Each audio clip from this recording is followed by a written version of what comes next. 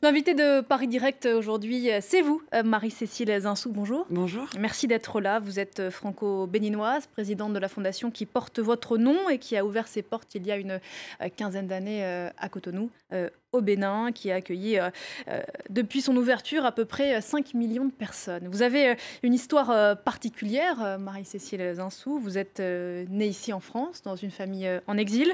Votre père a été Premier ministre du Bénin, votre grand-oncle président.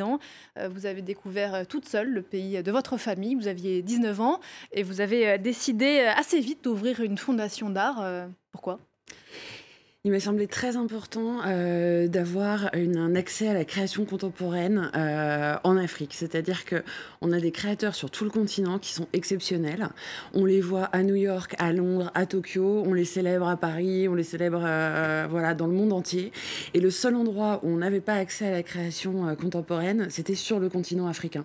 Comme s'il fallait absolument exporter ce qui était formidable et garder pour nous les problèmes. Et donc, du coup, la création de cette fondation s'est faite dans l'idée que les enfants... tout le monde évidemment, mais surtout les plus jeunes, devaient se construire avec un rapport à la création. Donc c'est passé par des expositions, c'est passé par des rencontres avec des artistes, avec des ateliers pour les enfants, et puis aussi avec la création de bibliothèques. Voilà, l'idée était comment est-ce qu'on se construit avec toute la richesse culturelle que le continent porte, à la fois historique et traditionnelle, et à la fois contemporaine et future. Alors sur les traditions, on va y revenir. Le projet de la Fondation, c'est à la fois d'exposer de grands artistes, pas nécessairement africains, internationaux dans le cadre d'expositions, et puis peut-être de donner de la place à ces artistes africains contemporains. Oui, l'idée, c'est vraiment, enfin voilà, c'est de présenter ce qui se passe aujourd'hui et être capable de regarder notre époque à travers le regard des artistes, parce que c'est là qu'est la liberté, c'est là aussi qu'est le dialogue. Quand vous êtes dans un système d'éducation un peu fermé ou que voilà, vous avez une relation à vos parents un peu fermée, le musée peut aussi être l'espace de dialogue. Donc c'est un espace où vous venez avec votre école ou seul. D'ailleurs, il y a beaucoup d'enfants qui poussent la porte tout seuls et qui viennent, voilà, qui viennent s'amuser, qui viennent apprendre. Donc c'est un moment très ludique et c'est un espace où vous pouvez poser les questions, vous avez le droit de donner votre avis. Où tout à coup, voilà, vous êtes confronté à quelque chose qui est à la fois quelque chose de très proche et quelque chose de complètement nouveau.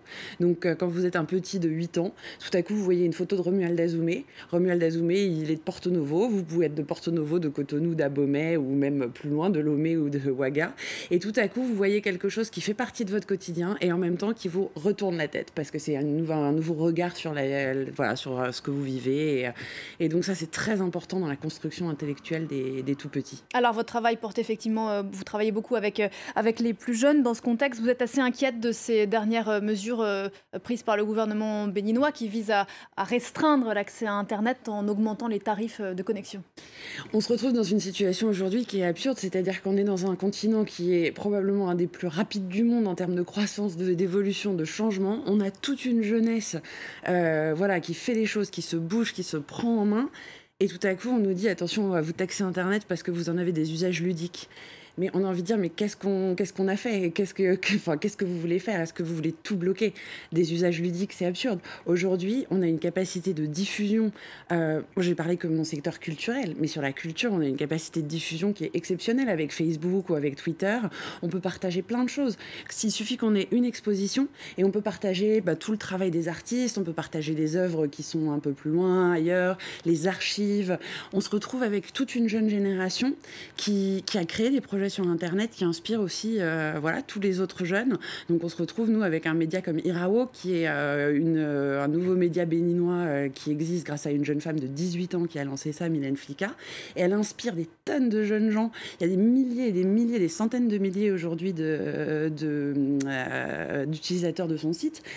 Et tout à coup, on vous dit non, attendez, ça c'est ludique, ça sert à rien et tout. Alors qu'aujourd'hui, c'est notre façon de nous exprimer, c'est notre ouverture sur le monde. Donc aujourd'hui, décider de bloquer Internet, et voilà, c'est une façon de dire à la jeunesse, on va vous étouffer et on vous laisse aucune chance. Alors, c'est pour cette jeunesse béninoise que vous livrez un autre combat, que celui en parallèle de votre fondation, celui pour la restitution des œuvres africaines pillées pendant la colonisation. La France doit pouvoir, dites-vous, regarder ses anciennes colonies dans les yeux. C'est une façon de commencer à réparer les outrages de la colonisation ? Aujourd'hui en France, dans les collections nationales, il y a des œuvres qui ont été pillées il y a 120 ans, 130 ans, dans des guerres parfaitement injustes de colonisation. Est-ce qu'en tant que Français, on a envie de se regarder et de se dire « Ok, ces œuvres sont là, c'est bien normal et assumons la colonisation ».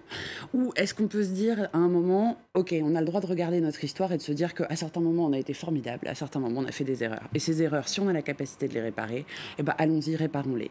Et côté africain, il y a un moment, on a le droit d'avoir accès à notre patrimoine. C'est-à-dire que si vous avez 10 ans et que vous êtes un enfant parisien, vous avez accès à toute l'histoire de l'art de cour du Dahomey. Si vous avez 10 ans et que vous êtes un enfant d'Abomey, vous n'avez le droit à rien, vous n'avez pas accès à l'histoire.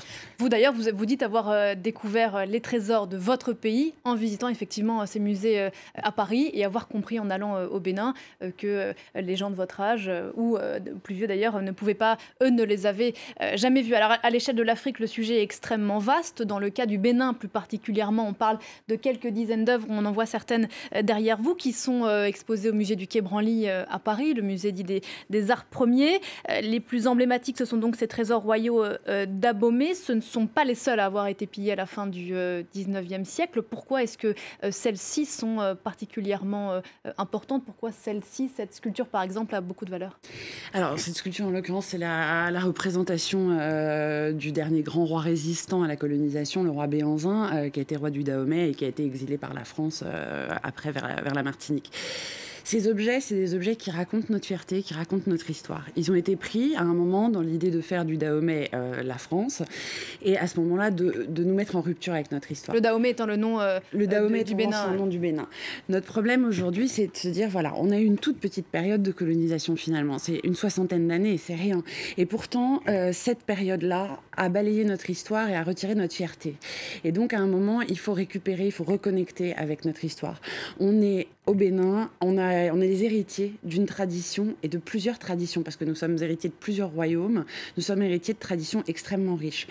On ne peut pas juste les réinventer comme ça. Il nous faut quelque chose de tangible auquel se raccrocher. Il faut qu'on puisse montrer aux enfants les traces de cette histoire et de cette fierté.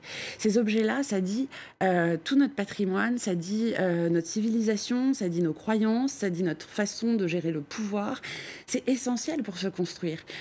En France, on se construit à travers aussi Versailles et le Louvre. C'est des choses qui symbolisent quelque chose, c'est des images fortes qui nous permettent de nous construire. Au Bénin, aujourd'hui, certes, on a un peu de patrimoine localement qui est très mal géré, mais objectivement, les pièces les plus spectaculaires que vous montrez sont à New York, à Paris, à Berlin et à Londres. Alors le Bénin réclame officiellement la restitution de ces pièces depuis 2 ans, depuis le discours de Ouagadougou dans lequel Emmanuel Macron promettait que d'ici 5 ans, certaines des pièces volées pendant la colonisation seraient rendues. C'était il y a un peu moins d'1 an. Concrètement, qu'est-ce qui a avancé ? Alors, chose étonnante, le Bénin a fait cette demande qui a été plutôt médiatisée. Et à ce moment-là, la France a dit non, il n'est pas question qu'on vous rende les œuvres. La loi est telle qu'on ne peut rien faire. Elles ont un statut particulier, les œuvres en France. Dans les musées, elles sont les œuvres inaliénables. Donc, il faut changer la loi pour les... Il faut changer la loi, il faut repenser les choses, il faut faire peut-être une loi d'exception. Juridiquement, c'est très compliqué. Donc, François Hollande et son gouvernement ont dit non. Il se trouve qu'Emmanuel Macron arrive au pouvoir et tout à coup dit « Ok ». On se regarde dans les yeux, on se regarde avec fierté, on se parle d'égal à égal, on arrête cette relation ambiguë et on réfléchit à la restitution.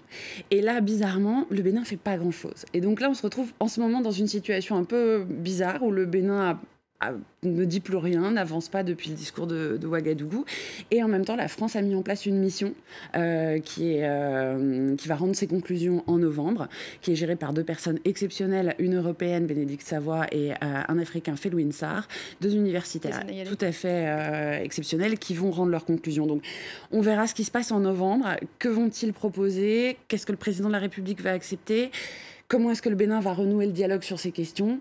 Est-ce que le Bénin va décider de s'intéresser un tout petit peu à son propre patrimoine? Et est-ce que le gouvernement va sauver les réserves du musée d'Abomey qui aujourd'hui sont en péril entre les inondations et les incendies? On a aujourd'hui un patrimoine national qui est très menacé. Est-ce que le gouvernement béninois va prendre conscience de tout ça et va gérer? On va le voir. Alors justement, parmi les gens qui sont opposés à l'idée de restituer, rien que le terme restituer a du sens, il y a les collectionneurs en premier lieu qui disposent de ces trésors. Il y a aussi ceux qui disent, et vous venez de l'évoquer, que le Bénin et d'autres pays africains n'ont pas les moyens, aujourd'hui n'ont pas les structures nécessaires pour accueillir comme il se doit ces trésors dont on imagine qu'ils ont besoin de mesures de précaution. Si vous m'autorisez à vous couper, sur le fait que nous n'avons pas les moyens, je suis désolée. C'est ce que certains opposants au projet de disent. Mais je ne peux pas entendre ça. On peut pas, personne n'a pas les moyens d'avoir une histoire. C'est impossible. On n'est pas un pays si pauvre qu'on ne puisse pas avoir une histoire et un patrimoine. Qu'on n'en ait pas la volonté. Ça, c'est certain. C'est une question de volonté. C'est pas une question de moyens. Les moyens sont disponibles localement et les moyens sont disponibles internationalement car énormément de personnes sont prêtes à aider, à apporter des concours financiers sur l'entretien du patrimoine. Et donc, ne pas avoir les moyens, c'est se cacher derrière son petit doigt et ça, c'est une fausse excuse. Ne pas avoir la volonté, c'est un autre problème. Et c'est ça le problème fondamental. La volonté, c'est ce qui fait que tout à coup, le Sénégal du président Senghor a créé des musées, des expositions, a fait venir des artistes internationaux, a envoyé ces artistes dans le monde entier.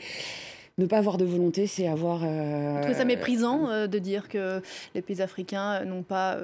c'est quand même un argument repris assez souvent. C'est qu'il n'y a pas les structures. C'est une façon condescendante de voir l'Afrique. Et il faut arrêter avec ce regard condescendant. Il faut absolument que l'Europe relève les yeux et voit que désormais, leur regard peut se poser dans nos yeux à nous et qu'on est directement liés.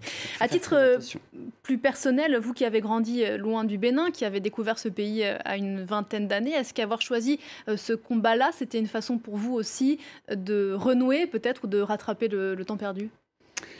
Il n'y a pas de temps perdu parce que quand vous naissez béninoise, le fait de naître béninoise à Paris ou naître béninoise à Cotonou, ça ne change pas. La question de la restitution, c'est un combat pour ma génération, c'est un combat pour les jeunes gens qui se construisent aujourd'hui, à qui on va demander dans une espèce de mondialisation très active d'être les mêmes qui viennent, enfin d'avoir les mêmes compétences qui viennent de Cotonou ou de Pékin.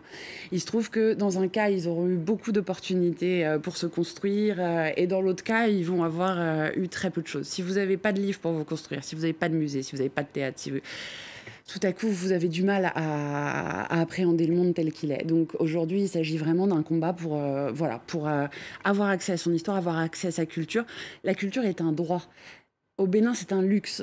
Et ça, c'est impossible à comprendre dans l'idée d'une jeune génération qui se construit. Et si certains peuvent douter de l'enthousiasme, le succès de votre fondation montre qu'il y a une envie de culture, un désir de connaître, de s'ouvrir. En 2005, quand on a créé la fondation, on nous a dit les Africains ne vont pas au musée. Ok, mais en fait, ils sont où les musées où pourraient aller les Africains ? Ils sont où les musées qui sont accessibles ? Les Africains ne lisent pas. Elles sont où les bibliothèques ? Il y a un moment, il faut arrêter avec ce côté, les Africains. D'abord, on est 54 pays, et en plus, il y a ce côté toujours de dire non, mais les Africains ci, les Africains ça. À un moment, quand vous dites, voilà, vous mettez le mot musée et vous proposez un programme de qualité avec des artistes, avec des œuvres d'art importantes, les gens viennent au musée parce que dans le monde entier, on a besoin de savoir d'où l'on vient pour savoir où l'on va et pour se construire. Merci beaucoup Marie-Cécile Zinsou d'être venue ce matin dans Paris Direct, d'avoir été notre invitée. Ceux qui passent donc par Cotonou au Bénin peuvent se rendre dans votre très belle fondation. Belle journée à vous. Paris Direct continue après la pause avec Damien Coquet.